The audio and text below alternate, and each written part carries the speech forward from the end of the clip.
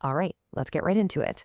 If you're the kind of person who loves dissecting what actually works when it comes to personal and professional growth, well, you're in exactly the right place. In this explainer, we're going to break down literally one of the most legendary, time-tested frameworks for success ever created. We're taking a highly structured journey through Stephen R. Covey's classic work. My goal today is to make these brilliant concepts not just understandable, but immediately applicable to your real life. So grab your focus and let's get started. So, what really separates highly successful people from everyone else? It's a question we've probably all asked ourselves at least once. When you look at the absolute top performers in any field, what exactly is their secret? Well, according to Covey, the answer is surprisingly grounded. It's not just about raw talent, there's no magic luck involved, and actually, it certainly isn't about pure intelligence alone. It's about habits, right? It's that simple, and yet, honestly, it's that profound. The Seven Habits of Highly Effective People has sold over 40 million copies for a very good reason. It provides this practical, step-by-step blueprint for life, work, relationships, and just unceasing personal growth. It's definitely not a list of quick hacks. It's a fundamental shift in how you operate day to day. Okay, so here's our roadmap for this explainer. We'll start with the secret to success, move right into mastering your inner self, and then succeeding with others. After that, we'll look at the habit of renewal and wrap the whole thing up with your path forward. Let's dive in. Part 1. The secret to success and building the foundation. Moving right along to Part 2, mastering your inner self. This is all about moving from dependence to true independence. And that starts with what Covey calls a private victory. Habit 1, be proactive. Okay, imagine two people lose their jobs on the exact same day. One person complains, blames the economy, and just lets circumstances dictate their mood and their entire future. But the other person? They update their skills, they start searching for new opportunities, and they immediately begin networking. That second person is proactive. They take full responsibility. They focus entirely on what they can actually control, instead of just whining about bad luck.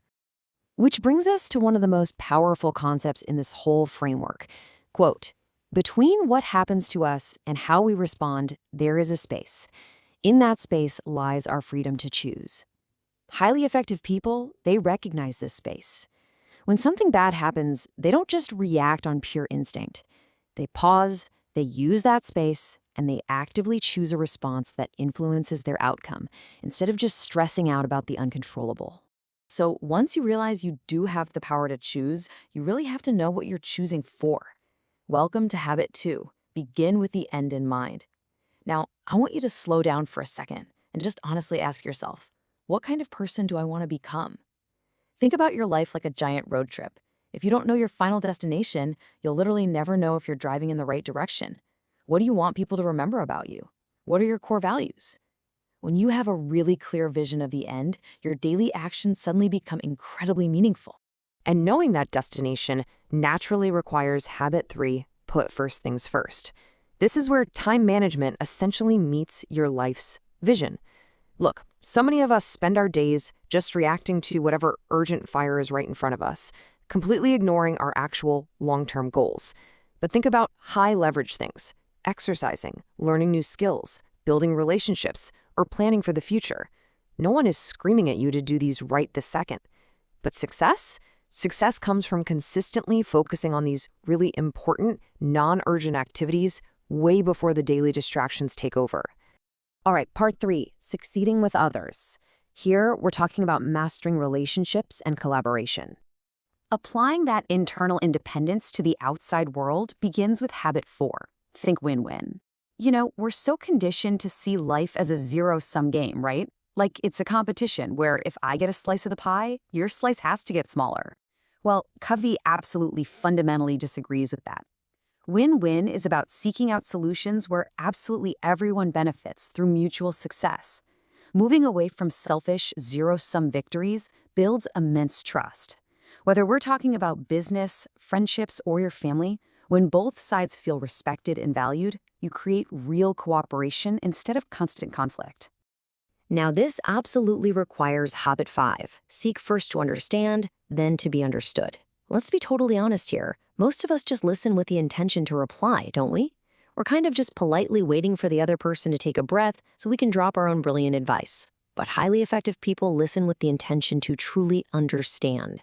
Imagine someone comes to you with a problem. Actually, scratch that. Instead of immediately firing off advice, what if you first truly tried to understand their feelings and their perspective? When people feel heard and understood, their defenses just drop, and they become so much more willing to listen to you in return. It's an absolute game changer for communication. And when you combine that mutual respect with deep understanding, you unlock habit 6, synergize. Simply put, together we can achieve far more than we can individually. Synergy is basically the magic that happens when people who have practiced all the previous habits actually come together. Everyone has unique strengths and experiences, right? Effective people don't fear those differences. They fully embrace them. They know for a fact that a diverse team collaborating will consistently create far better, way more innovative solutions than any single genius working alone in a vacuum. Which brings us to part 4, the habit of renewal, and how you sustain your mastery over time. This is habit 7, sharpen the saw. I absolutely love this vivid metaphor. Imagine watching someone frantically trying to cut down a giant tree with a completely dull saw. You tell them to stop and sharpen it, and they say, "I can't, I'm way too busy sawing." Right? That's exactly how a lot of us live our lives. We totally neglect continuous self-improvement because we're just too busy grinding. But refusing to renew yourself, that only makes the work harder and slower. Covey outlines 4 specific areas of renewal that we literally must consistently invest in. First, physical. So that's your exercise, healthy eating, and making sure you get enough rest. Then mental, challenging your brain through reading, learning, and developing new skills. Next is emotional, intentionally building meaningful relationships and connections. And finally, spiritual, taking the time to reflect on your core values, your purpose, and finding some inner peace. If you want to remain balanced, productive, and truly successful long-term, you simply cannot ignore these 4 areas. Finally, part 5, your path forward. Let's talk about putting these principles into practice. So let's quickly recap this entire framework we just went through. 1. Be proactive. 2. Begin with the end in mind. 3. Put first things first. 4. Think win-win. 5. Seek first to understand, then to be understood. 6. Synergize. And 7. Sharpen the saw. The absolutely crucial point here is that these are not quick fixes. You don't just check them off a to-do list and move on. They're foundational principles meant to seamlessly guide your daily decisions for the rest of your life.